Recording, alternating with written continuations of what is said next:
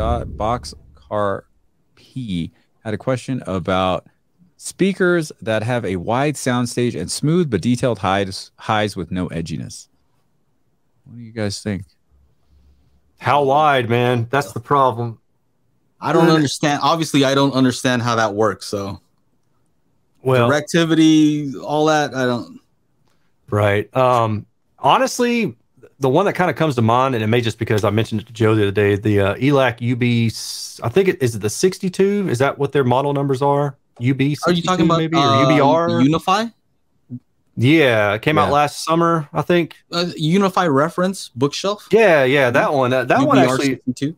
That one surprised me because it's coaxial. Usually coaxials don't have very wide soundstage, but these had a pretty decently wide soundstage, and the on-axis response was sloped down.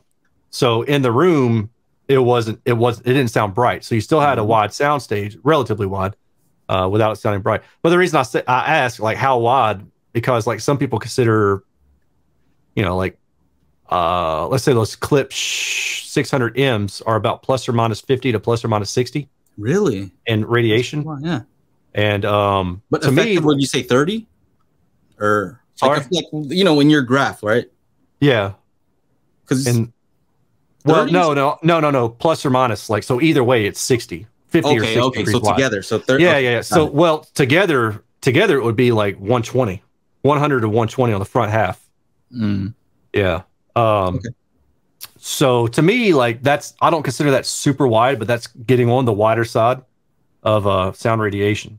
But then like those Rendell speakers, those were like 30 to 40 degrees, and those were a waveguided speaker. And then the BMRs were like plus or minus 80 degrees, so it's 160 degrees on the front baffle. So that's why I'm saying it depends. KEF are usually around 50, plus or minus 50 degrees. So to me, KEF are on probably the narrower side of soundstage width. Yeah. So you don't get that same effect that you're getting with the ELACs with those? No, because the KEF are actually more flat on axis, and those R3s that I tested over a year ago, those are a little bit bright. But with the reference 1 metas, I think those are about the same width.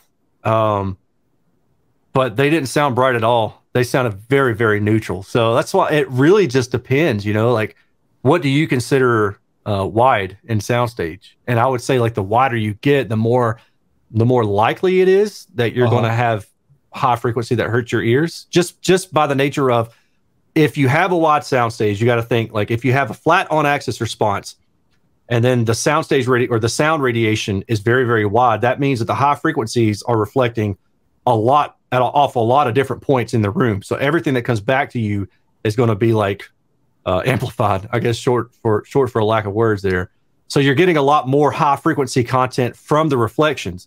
Whereas if you have like a very narrow radiation pattern and it's flat on axis, well, you don't have quite as much bouncing off the walls and coming back at you. So the high frequencies won't sound as bright as it would if it were super wide. And that's just generally speaking, right? So I had to solo you there because this is what I wanted to know. Okay. And so would you say for something that's a wide pattern like that, would you have to turn it up more or less or equal? Does it matter? Like, you know what I'm saying? Let's say sensitivity, all of that is exactly the same. When you say turn it, you're talking volume? Volume, yeah. So assuming that it's linear, it shouldn't matter what the volume is. Is that, maybe I'm not understanding your question. No. It just seems like something that's very narrow, right? Like you wouldn't have to turn it up as loud, right? Let's say perceptually, to sound like it's the same volume, would you have to turn the other one that has a wider pattern? Would you have to turn it up louder or less loud? So I think that, and it sounds like I'm being a smart ass, I'm not. So SPL is SPL, right? So if it's 82 dB, then it's 82 dB.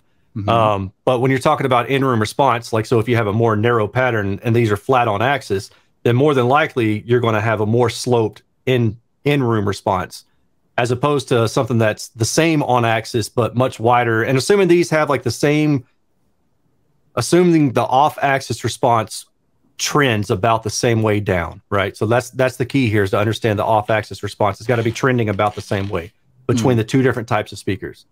So going back to that example, then if you have flat on axis but you have very wide radiation, say like a ribbon type tweeter or something like that, then you're going to have probably more of or less of a sloped in-room response. And typically what I've seen is if it's not well-controlled directivity, you'll have a sloping response up until like maybe 4 or 5 kilohertz, and then it'll kind of flatten out. And that flattened out portion of the estimated in-room response is what makes it sound bright. So it really and truly can vary. Room treatment can help a speaker that's very wide not sound so bright in a room because it absorbs those higher frequencies and lets the mid-range frequencies kind of keep going. So that can help make that plateaued high frequency part just fall down a little bit more. But you've got to be careful with room treatment as well. I did see where somebody mentioned that room treatment will help the soundstage sound wider. And in my experience, that's not really true. If you are absorbing the sidewall reflections, those sidewall reflections are what gives you the sense of more width in the soundstage. Those are kind of like additional point sources, but they're close enough in time most of the time that they're not distinctly different to your hearing. So it just sounds like more ambiance in the soundstage. So, and that's why like this stuff can be really, really tricky, you know, like everything that I've just said, I can caveat at least probably 5 or 6 ways, you know? So, okay. Just speaking in general. Would it be easier? I guess I would love for you to review something that's like an omnidirectional speaker, just to see the extreme example. Let me see the extreme example. Right. Okay? No, I would love to have that opportunity too. I've looked for some. What would the directivity look like? The DI directivity flat. Index? If it's truly omnidirectional, it'll be dead flat. Flat. Okay. Dead flat. Yeah, because everything. So DI is related back to some people use the on-axis response, but the listening window is really what the DI is compared to. So you compare the listening window, which is plus or minus 30 degrees to the side, plus or minus 10 degrees up and down. You compare that to everything else around you. AaronsAudiocorner.com. Just so people, because remember, they're saying, oh, well, I'm getting bored because I can't see what's going on. Okay, I'll bring one up. Which one should I bring up? Just anyone? I'll bring up a BMR. Where is it? Sure, go for it. BMR. Yep. Just so we understand what you're saying. Okay, here we go. 3-dimensional soundstage. Yeah, me too. Okay, so just a little tidbit for those of you who are interested. I've got some Omni speakers here. I wasn't going to mention it, but I've got some Omni speakers here. So let me ask you this. What, let's just say the opposite of an Omni would be something that's very so the 2 extremes you could have is completely omnidirectional, where you have just a huge sphere of sound and it sounds the exact same way no matter where you are relative to that speaker. No, if you put it in the center of the room, you could go all around it sound the same. Yeah, well, I mean, no, assuming the room is perfectly symmetrical. Yes. Okay. Yeah. All right. And then the opposite of that, and then the opposite would be like a laser beam of sound for all frequencies, but you're never going to have that. And how would this slope look like here? This directivity index. The directivity index for I guess my question would be what's the highest slope that you could possibly have? You know, honestly, I don't know. I want to say probably. So if you take a laser beam, it's directing. Yeah, I don't know. Could it be like? I have to think about that if I'm being honest. That helps me because in order to understand this directivity, this red line or this blue line, I need to know what the extreme is, right? Because I've talked about that before. Is it straight up, right? No, no, right? It's not straight up. Yeah, it can't be straight up just because then it's not covering all the frequencies. But what is that? 45 degrees? Would that be the most extreme? Well, think about it in terms of decibel, right? So on the left side, your 40 dB would be your DI 0 point. If the directivity index were flat, then you would have that straight through there. Okay, so that'd be just flat. And omnidirectional would just be omnidirectional here, boom, would just be flat. Okay. But I've actually tried to model a laser beam type speaker because I was curious about it and I couldn't figure out how to do it in Virtuix CAD, so I just gave up. But it would be very, very steep. You've ever seen here? Because hold on. Yeah. It wouldn't be steep. No? Oh no, it would be flat and it would be all up the front. Yeah, so we would probably need a different graphic for that. So if you take 0 dB, you can go below 0. All right. Douchebags, yeah. Hey, you know what? You should listen. This is some important stuff. Some people don't care. Some people do care. Okay, it's okay. It all depends. It all depends. I'm interested. So so what would it look like then? I got a jet. Bro. This is how I felt last week when I was listening to Oro versus Atmos. Take care, bro. I'll talk to you soon. You gotta mow your yard, guys. All right, later. Have a good one. For those of you in the chat, yeah. You too. That's not nice. Love you, bro. Bye. Hey, if you come back and watch this later, Chana, I hate your face. All right. So what are we looking at? All right. So let's start over. So directivity index is just a comparison between the listening window. I keep wanting to say linkwidth. The listening window and the rest of the sound that's spread out throughout the speaker, right? So if you have a perfectly omnidirectional speaker, then your directivity index toward the bottom would be 0 dB, right? It would just be 0 dB. That would be it. Now, if you have sound that is radiating more toward the back of the speaker than the sound that is from the listening window, then it would be negative. So you go negative dB. If you have sound that is radiating more, and I don't go negative on that graph. If you have sound that's radiating more toward the front of the speaker, then it is going to be positive. So ported speakers where they have like a rear port, they're going to go negative. That's why you see those go below like a 0 dB line. So again, going back to a perfectly omnidirectional speaker is going to be a 0 dB. A laser beam focused speaker is going to be, I don't know what level it would be at, but it would be a flat line and it would be positive. So it'd go up and then straight. I believe so. Yeah. Wow. See, I didn't understand that, right? Yeah. Like I think that's helpful to understand what this graph means, because I misunderstood this as, looking at for some reason the slope of this.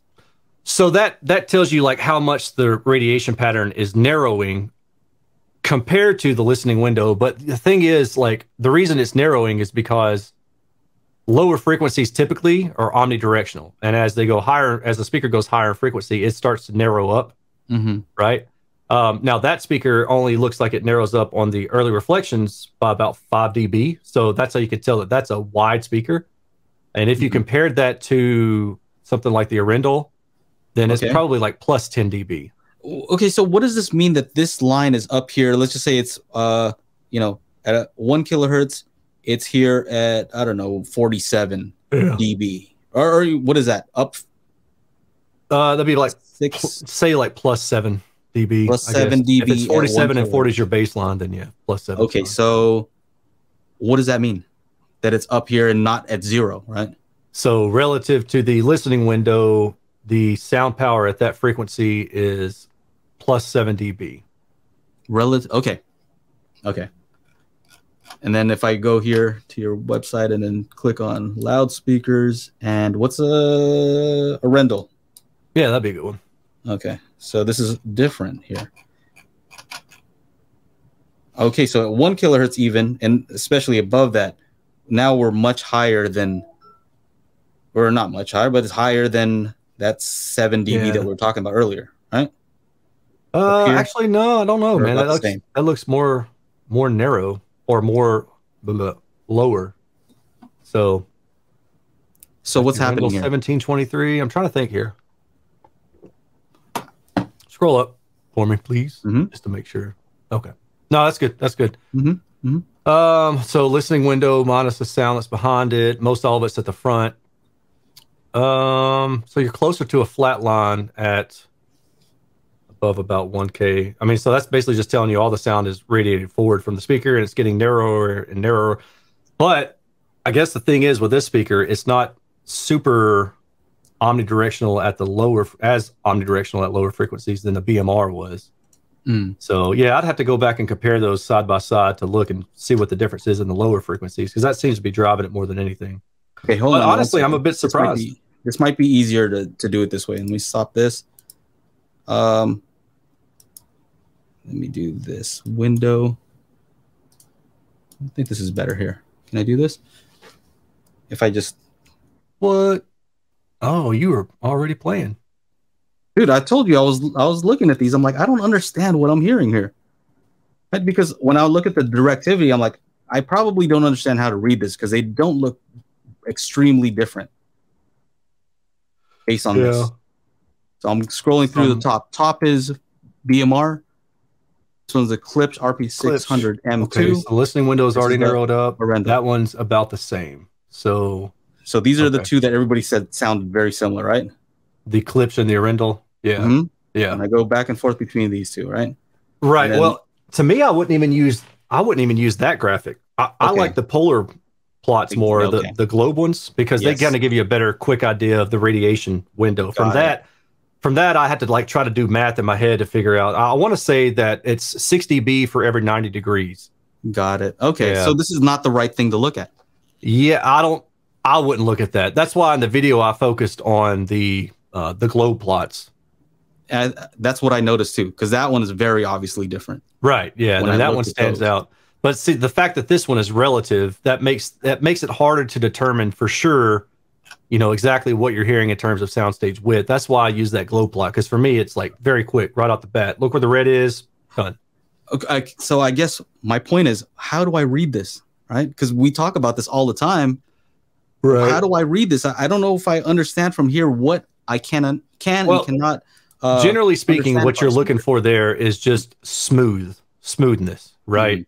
The level that kind of gives you an indication of how much the off-axis response is falling relative to the listening window.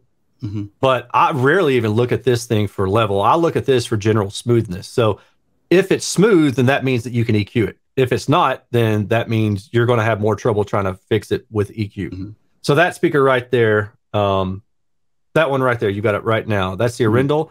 And so if you look at the dashed early reflections line, which is what I would generally use for equalization stuff, that tells you the fact that it's, the bottom one. The bottom early reflections directivity index. Okay. The DI, the shape or the, not the shape, the smoothness of it. Yeah. Is what gives you an indication of if you can EQ it or not. Because that's relative to, that's basically saying like, hey, at these specific angles, how controlled is the response? And if it's controlled, then that means you can equalize it. If it's not, then that means it's spraying out different energy at different levels on versus off axis. So let's say you have an issue with the on axis response and you want to try to correct it. Well, with a poor control directivity type speaker, when you go to make that correction on axis, well, you do the same thing to the off axis and you may not have wanted to. So for example, let's say you've got a dip on axis and you want to EQ it up because you think, oh, I want to make this flat. Well, off axis of that same frequency at 40 degrees, you may have a huge peak. Well, that huge peak is going to influence what you hear in your room. And by EQing up the zero or the on axis response, you've also EQ'd up the 40-degree response. Right? Does that make sense? Oh, okay. So here we go. I thought this might be do you think the Dutch and Dutch 8C might be a good one? That's very well controlled directivity because of the cardioid. So I think it's probably more omni. Well, no, I'm sorry. It should just be bumped up, right? Yeah. So here we go. Because what I'm trying to understand is how to read this thing. So here we go. Here's the Dutch and Dutch 8C. All right. So for those who don't know, it's this crazy speaker that has all kinds of DSP and it's using all kinds of like crazy stuff to what? Yeah, basically cancels out the back. Yep, exactly. Yep. Yeah, so you can tell from that one at the low frequencies, you can see that it's pretty much omnidirectional because it's going to be around 0 dB. Actually, I take that back. For this particular one at the low frequencies, there's 2 subwoofers in the back. So they're going to bump to, good explanation at that time here. Okay. So they're going to have the DI values that are going to be below 0. So in your graphic here, we can actually see it better. There's that dashed gray line. Okay. That's your baseline. That's your 0 dB directivity index baseline. So anything below that, more sound is radiated toward the back. Anything in front of that, more sound is radiated toward the front. Interesting. Yeah. And the further you go in radiation toward the front, like the more narrow it's, the higher those values, those DI dash lines are going to be above that gray dash line. So let's see here. So with this particular speaker, yeah, it's since it's more cardioid, it means it's sending less energy to the back. This is I'm lost, y'all. Hey, you don't want to hear something? I review speakers. This is my job. I'm a little bit lost, and this is the reason I'm asking, because I figure, you know what? It's okay. It's okay that you're lost because I'm lost, right? I'm trying to figure this out too. So for the 65 people who are still interested in what we're saying, they're probably not. You guys are hardcore because this is some pretty crazy stuff. Yeah.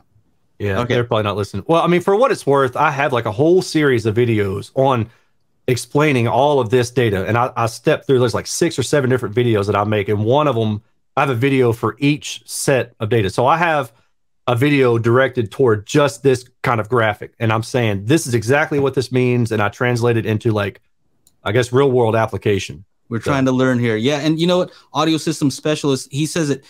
He wants to understand the practical application. And that's where I'm at, right? Like, right. How do I explain this to, my neighbor or, somebody else? Because if I can't understand it, then there's no way I can explain it.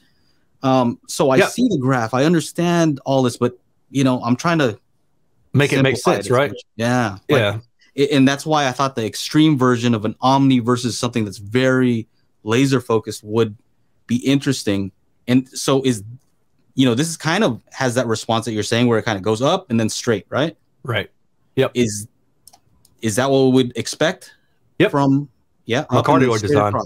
Yeah, for a cardioid design, right? And again, for what it's worth, I do have, if anybody is interested, go watch my playlist of understanding the measurements, because I break all this down there, and I do probably a much better job because I've practiced.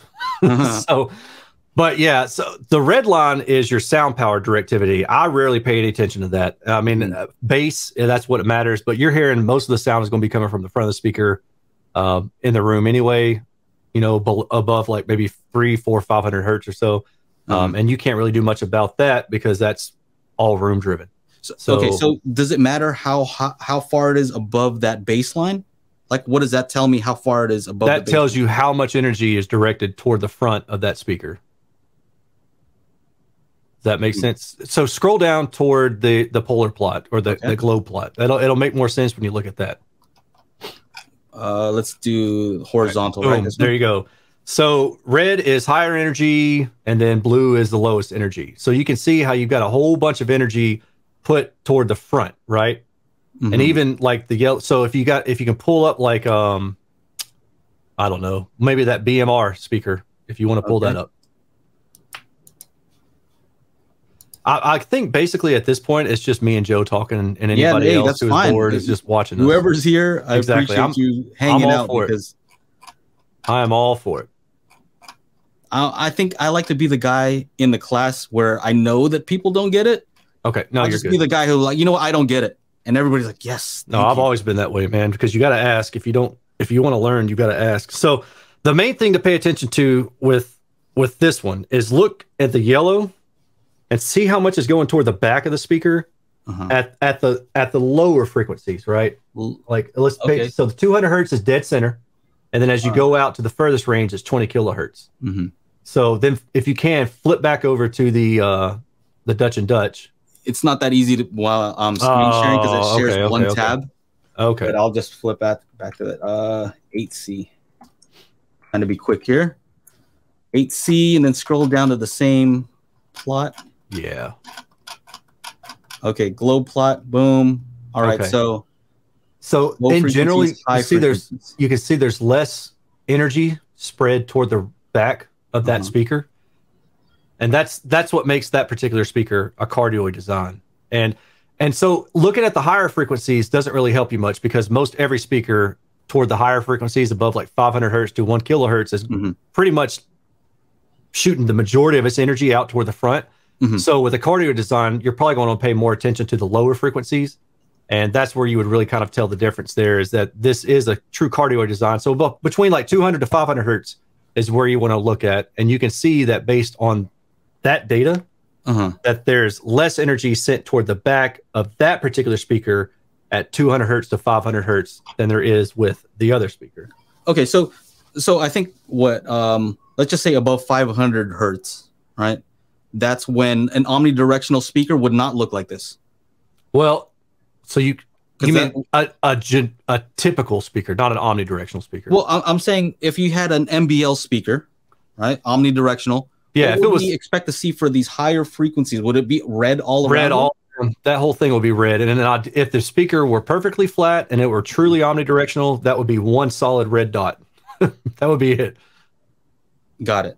Okay, yeah, so that would be red above here, but even the NBL speaker, well, yeah. It's just, I guess most speakers are kind of reddish around here in the lower frequencies anyway, right? Except for this one. Right, yeah, because exactly right, because most speakers are omnidirectional at low frequencies. Okay. Yeah. And except because this one's that weird. Here's a CAF R3. That's fine. Let's go random to the next one here. So this one is not utilizing that technology. Right. Not canceling that. Okay, so here at these lower frequencies, I guess where it's tricky is because I never looked at. Okay, this is already at 500 right here. Right. You know, like this is a small amount here. You know, most of this here is already 1 kilohertz and above, right? So if you look at at transition frequency, right. So if you look at 200, which is dead in the center, that's 200 hertz. So that's a circle. That means 360 degrees bass is playing out of that speaker. And then if you go to the next step, which I think is 320, you can pretty much see that still it's 360 degrees bass is playing out of that speaker. And then when you get to 510 hertz, you can see that it's no longer 360 degrees. It's like, what is that? About 120, 110 degrees on each side. And then there's a little bit of a gap because there's some energy leaking out of the port back there.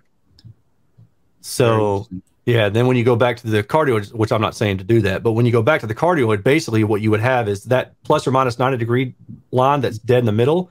You won't see any red behind that because it's a cardioid design. So no bass is being sent toward the back of that speaker between like 100 hertz and above, or I guess above 100 hertz.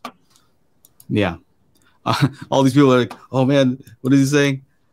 I'm suffering from info overload at the moment. I get it. Yep. You know, I'm just taking the advantage of this because even though I get to talk to Erin on a regular basis, when I ask these kind of questions, he's like, he just answers like real quick. And I'm like, I still don't get it, man. I'm going to have to ask you 10 more times just try to get a little piece and get a little bit more. So I'm taking advantage. Well, that's how I feel when I ask you guys about Atmos and cameras and all that stuff. Y'all are just like, way above. I'm just like, just give me the answer. I don't need everything else. Yeah. So what camera should I buy? I think it might be interesting for a very small group of people. Like, very 55 small people are still in here. For the folks who are interested in some of this, to maybe like, you know, go through it with somebody who can ask questions back, right? So when you say this is what it is, I think it's helpful for somebody to say, I don't understand what you just said. Yeah. Yeah, no, I agree. Can we go over that real quick? Yeah. So it's not supposed to be easy. I mean, realistically, it's not terribly hard to understand when you have a good baseline of what speakers do. But if you don't really quite understand like about how low frequencies are omnidirectional and high frequencies are more directional, that's when this kind of stuff is harder to understand. And I think that's when people just give up. And I think this is a key though, because you're all about using objective data to give you more information. But the other part of that is understanding how to read this stuff, right? Right. If I can't understand this for myself, then I'm relying on you to tell me. And you hope that I'm not lying. Why look at the data? Why not just listen to you? Right. Right. So I think that's just the other part, like understanding for myself. Yep. And helping other people understand. So we're all talking about the same exact thing. We all have the same amount of understanding as far as like what this is all telling us. I think that's the important part. But anyway, I think all right. If you would like to join us every week on Mondays at, what time is it? About 6 p.m. Central, which is the best time. That's where I am. Make sure you join us at youtube.com/Daily HiFi. We out.